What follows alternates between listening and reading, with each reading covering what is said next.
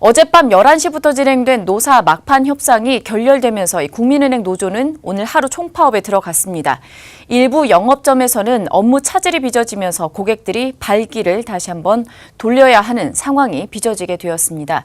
여러 가지 분통을 사게 되었는데요. 취재기자 연결해서 자세한 상황들 알아보도록 하겠습니다. 이순영 기자. 네, 국민은행 노사는 오늘 새벽까지 성과급과 페이밴드, 임금 피크제 등의 장점을 두고 막판까지 줄다리기를 벌였지만 협상이 결렬되면서 노조는 결국 19년 만에 파업을 강행했는데요. 이번 파업에도 전국에 1,057개 영업점이 문을 열었지만 파업 참가로 상당수 영업점이 차질을 빚을 것을 우려해 거점 영업점 411개를 선정해 운영을 했습니다. 이 때문에 일부 영업점에서는 파업 참여 인원 때문에 업무 차질이 빚어지는 등 고객들의 불만을 사기도 했는데요. 일부 고객의 경우에는 대출 상담을 받으려다 헛걸음을 하는 등 고객들의 분통을 사기도 했습니다. 이번 총파업에 참여한 직원에 대해 노조는 9,000명 이상, 사측은 5,500명 수준으로 추산했습니다. 네, 파업으로 인해서 고객들의 불편을 피할 수 없는 상황을 초래했는데 그런데 더 문제인 것은 이번 파업이 완전히 끝난 게 아니라고요. 그렇습니다. 노조는 오늘 하루 경고성 파업에 이어서 오는 30일부터 다음 달 1일까지 2차 총파업을 예고했습니다. 노사가 합의점을 찾지 못하면 3월 말까지 총 5차례에 걸쳐 파업을 할 계획입니다.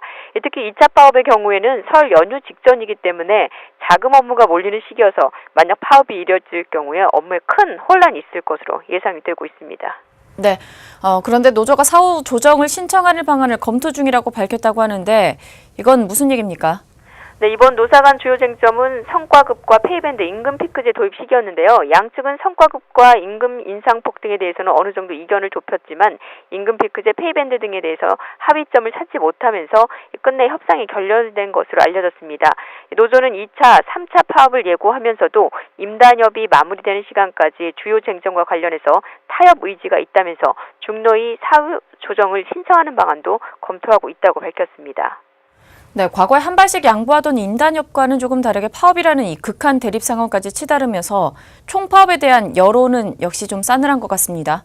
그렇습니다. 양보보다는 극한 대립 양상을 본 것에 대해서 국민들은 이번 파업이 19년 만에 총파업에 이를 정도로 중대 사안이었는지에 대해 의문을 제기하고 있는데요. 특히 은행의 이 전체 평균 연봉이 9,100만 원을 넘는 상황에서 사측의 조건부 300% 성과급 제한을 거부하면서 밤샘 협상이 결렬된 것은 고객보다는 금융권 노조의 밥그릇 챙기기로 보여서 공감을 얻기 힘들며 이 파업에 대한 싸늘한 여론의 시각이 이번 파업을 통해서 극명하게 드러났습니다. 지금까지 국민은행에서 아시영제TV 이순영입니다.